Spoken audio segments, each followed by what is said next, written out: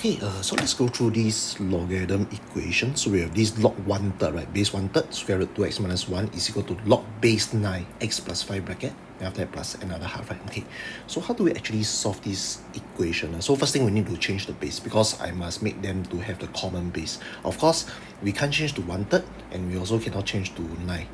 So maybe we can change to a common base of 3. So okay, let's take a look at the first term, right? So first time I change the base to 3. First you do the log 3 first. Log 3 on top, log 3 at the bottom, right? Okay, then what should you put at the top? The top, just put whatever you see here. Square root 2x minus 1. Then at the bottom, right, you put 1/3.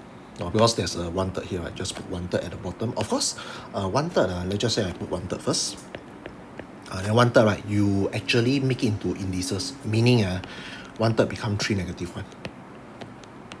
So bring up the thing, right? So 3 negative 1, and you will realize that actually it's a very nice number. Okay, then what about the second term right here? So second term is this, right? Log 9 x plus 5. This one is easier to determine. So log 3 at the top and bottom. Then the top part, right? The top part is x plus 5. Then the bottom is just 9. So this one is just, okay, 9 we know is 3 square. 3 square, of course, later you do the power law, right? You realize it's also a very nice number. Okay, so I will need to determine the left hand side first. So the left hand side, you can see, right? Okay, before I do the moving, I manipulate first. So you can see the negative 1 you can bring down. So it's become log 3, right? Negative 1, log 3. So we know log 3 is the 1. So negative 1 times 1 is negative 1. Okay, then after that, just put like that. So negative log 3 square root 2x minus 1. Okay, what about the second term right here? So second term right here, right? Okay, log 3, 2. So 2 bring down. Become like that. So for example, 2 put here. And then after that, of course, 2 times log 3. So log 3 is 1 as well. So 2 times 1 is 2. Of course, this thing, so you look at this thing. So for example, maybe I write here. So log 3 x plus 5 bracket, the whole thing divided by 2. I can actually write in terms of like that. It's easier to see. Because like that, if let's just say I write in terms of like this, very hard to manipulate.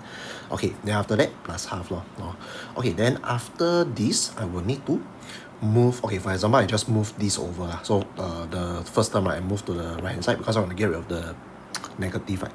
The half, positive half, I move to the left hand side.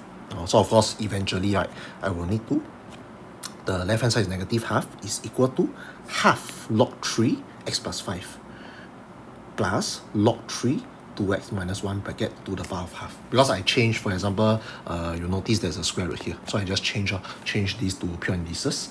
Okay. Of course, the next thing we want to do the loss of logarithm already. So apparently, right, there's a plus here. So means I want to apply your product law.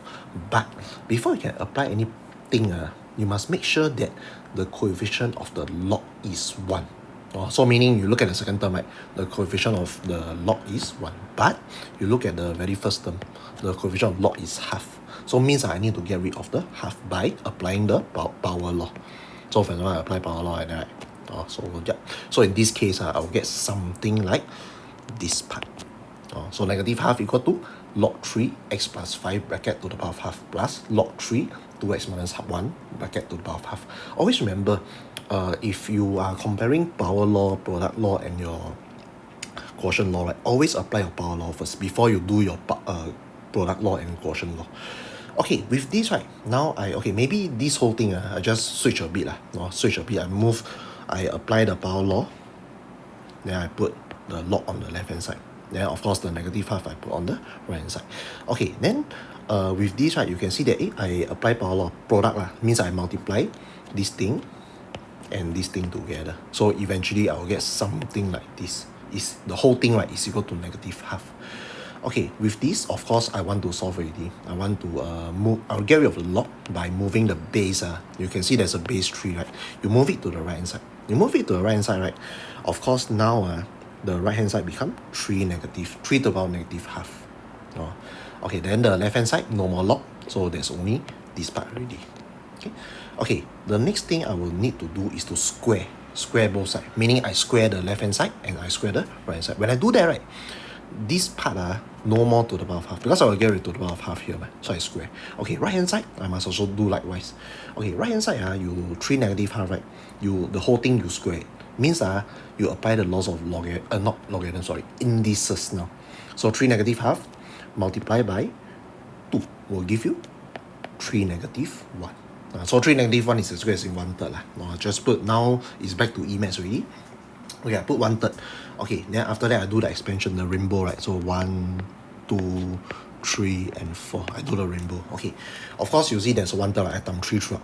I times 3. Eventually I will get a quadratic equation of 6x squared plus 27x minus 16 equal to 0. Okay, so with this I want to solve already. But of course by one look I believe it's not factorizable one. So means I want to use the formula already. Negative b plus minus. So I put negative b. So okay, always remember a is 6, b is 27, and c is negative 16. So negative b plus minus. So negative 27 plus minus square root b squared minus 4a c over 2a. So of course I do my calculation. I'll get two value. The first value is our positive value, 0.530, right? Okay, then second value I'll get negative 5.03. Okay, but of course this is not the end because we need to check whether we can accept both of them. So okay, let's see whether let's see which one should we accept. Okay, for example, positive 0.53. I always go back to the original equation because it's a log equation, means that I cannot have log negative. Okay, you go back to the original equation, you realize that, okay, so for example, look at the first and second term, right? Because both of them comprises of log, means that you need to sub inside the value to check whether it's positive or negative. So if it's log positive, yes, you can accept. If it's log negative, you cannot accept already. So means 0.53, you sub inside is about 0.53 times 2 is about 1.06. 1.06, the whole thing minus 1, right? So it's still a positive value, so means it's acceptable for the first term, for 0.53.